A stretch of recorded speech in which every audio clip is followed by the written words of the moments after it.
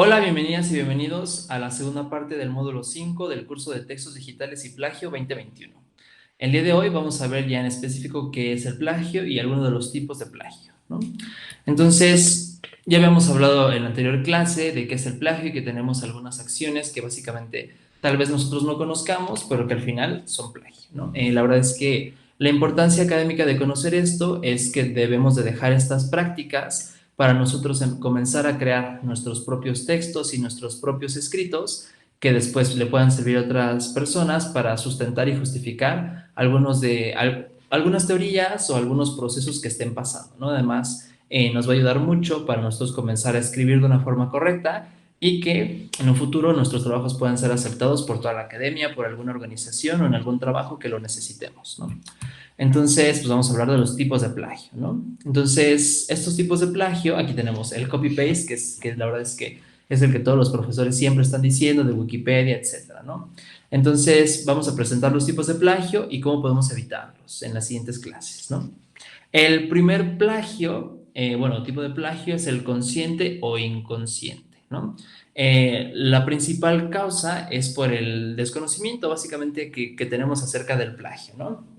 Y que no tenemos, o sea, que no sabemos la forma correcta de incorporar las ideas de otras personas a un trabajo propio y cómo estas nos pueden alimentar a nuestro trabajo, ¿no? Entonces, ¿cómo evitarlo? Básicamente informándonos antes de realizar alguna investigación, si es que así lo queremos, o algún trabajo formal acerca de cómo escribir algún texto o parafrasearlo. O incluso meterse a un curso como el que nosotros estamos dando en este preciso momento, que ayude a los alumnos a básicamente conocer cuáles son los tipos de plagio, los textos académicos, cómo escribirlos, etcétera, ¿no? Entonces, este plagio consciente o inconsciente trata de esto, ¿no? No saber cómo tú lo estás tratando de hacer y, o sí, o que no sabes cómo hacerlo, no sabes cómo sacar las citas, no sabes cómo poner las ideas y simplemente lo escribes y te estás dando cuenta que ya es un plagio, ¿no? Entonces, bueno, también tenemos el autoplagio, ¿no?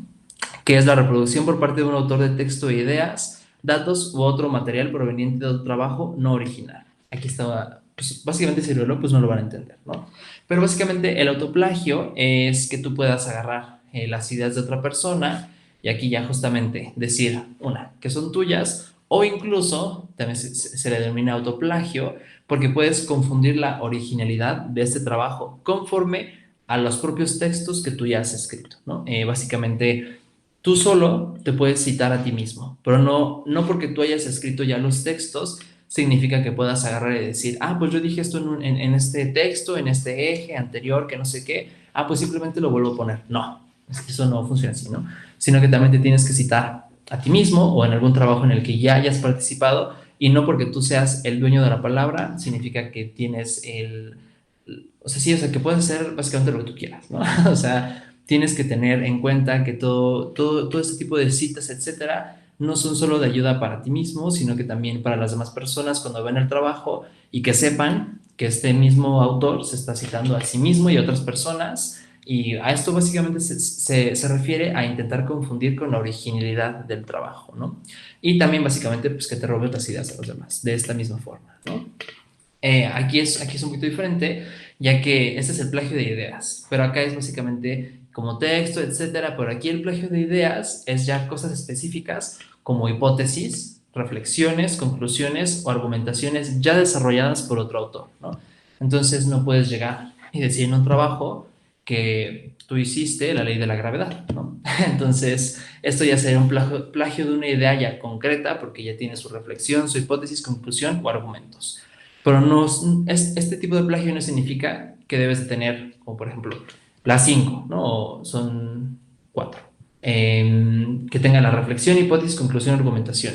Sino que puede ser cada una de estas una parte del plagio, ¿no? Te puedes robar la reflexión de este texto que te gustó, la hipótesis de este otro, las conclusiones de este otro y las argumentaciones, ¿no? Entonces, básicamente aquí lo que nosotros estamos tratando de decir es que tú debes de hacer tu propia reflexión, tus propias hipótesis, conclusiones y argumentaciones de los textos, ya que esto es lo que te va a ayudar a ti como un investigador y como una persona que crea contenidos de textos académicos para que tú tengas la práctica para seguir haciendo y que puedas seguir impulsando tus ideas y que puedas crear contenido, ¿no? Entonces, aquí le voy a dar la palabra a mi colega Yuleni para que les hable sobre los plagios de textos.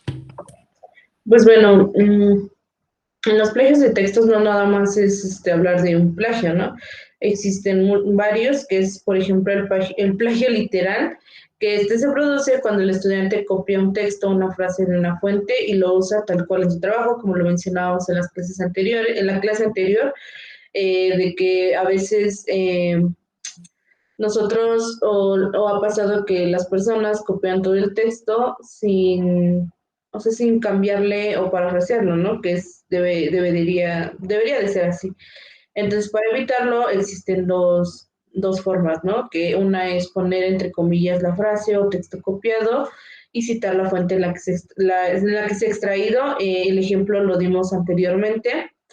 Y el segundo es parafrasear el texto e indicar la fuente en la que se ha extraído, ¿no? O sea, podemos copiarlo, parafrasearlo y ya ahí mismo por referenciar de que lo estamos sacando de tal documento, o de tal página o de tal autor. Otro tipo de plagio es el plagio mosaico, ¿no? Aquí, si el estudiante copia varias frases o textos de una o más fuentes, cambiando solo unas, en pocas palabras, sin parafrasear pues adecuadamente y sin citar las fuentes, pues comete el plagio mosaico, ¿no? Aquí, pues es importante saber que el estudiante incurre en este tipo de plagio como forma de notas descuidadas, ¿no? Dando lugar a confusión sobre las ideas que incluye su trabajo, si son propias o de la fuente usada. Es decir, cuando nosotros o los estudiantes copian muchas frases, muchos textos, ¿no? De un solo documento y pues no lo cita, este es el plagio mosaico. ¿Por qué? Porque se va complementando, pero no con nuestras ideas, no con lo que nosotros estamos reflexionando, ¿no? Prácticamente, porque al escribir un texto, pues tú al mismo tiempo vas repensando o vas comprendiendo más el tema, entonces al hacer esto, pues no dejas que tus ideas sean expresadas aquí. Aquí lo podemos evitar, pues las mismas recomendaciones que el anterior, ¿no? Pues parafrasearlo o citarlo de manera correcta. El siguiente es la paráfrasis inadecuada, ¿no? Esta se debe rehacer completamente la idea que nosotros estamos extrayendo con nuestras propias palabras, ¿no? Aquí si el lenguaje es parecido al original, se está cometiendo plagio.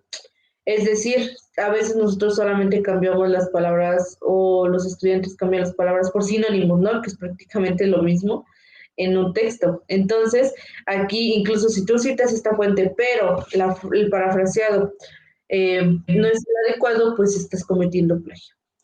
Aquí lo que debes evitar es que deben de ponerse pues entre comillas y se debe de citar la fuente en la que se sacó, ¿no?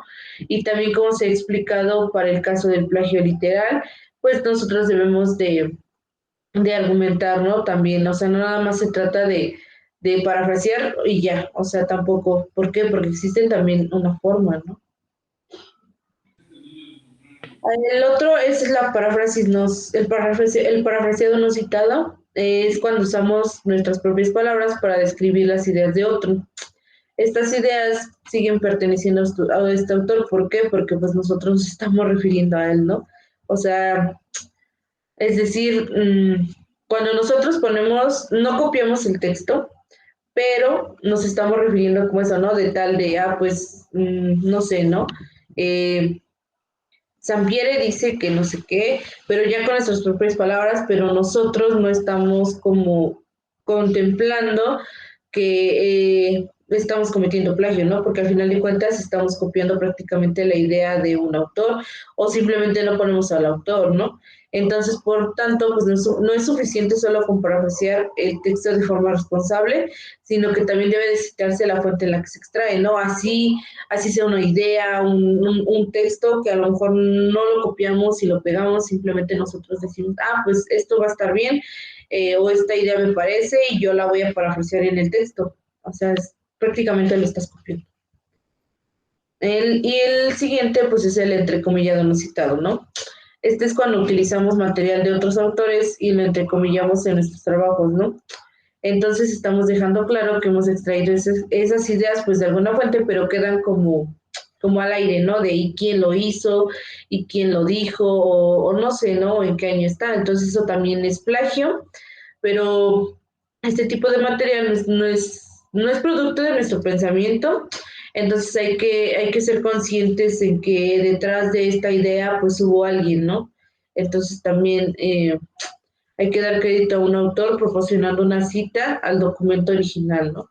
Entonces, pues hay que considerar mucho este aspecto, porque muchas veces, a veces nos ha pasado que en los documentos que nosotros, eh, que nosotros leemos o que nosotros buscamos, la información viene nada más así, ¿no? En una frase en entrecomillado y hasta ahí queda. O sea, no dice autor o tal, o no sé, o el año, ¿no? Entonces nos pasa que como nosotros no vemos que dice eso, pues agarramos y lo copiamos. Entonces, pues, si ese texto ya está copiado, no hay que volverlo a copiar. Y bueno, pues ya para finalizar, aquí están nuestras referencias, las pueden consultar para darse una idea más, ¿no? De este tema, que igual es muy pequeño, pero no menos importante, ya que pues en su argumento, pues ustedes van a identificar qué tipo de referencias van a aplicar o qué tipo de referencias van a poner en su documento. Sí, justamente, muchas gracias. Y también no olviden que a veces todos estos procesos parecen muy complicados, pero incluso dentro de las páginas como Redalic, incluso la VidiWam, Cielo, etcétera, ya tienen esta opción en la que te dice que si quieres citar el trabajo y te da las opciones de citado, ¿no? APA6, te da el... Bueno, te da otras que ahorita no recuerdo su nombre, pero justamente, ¿no? Ahí te da la opción, le das clic, se copia y entonces tú ya tienes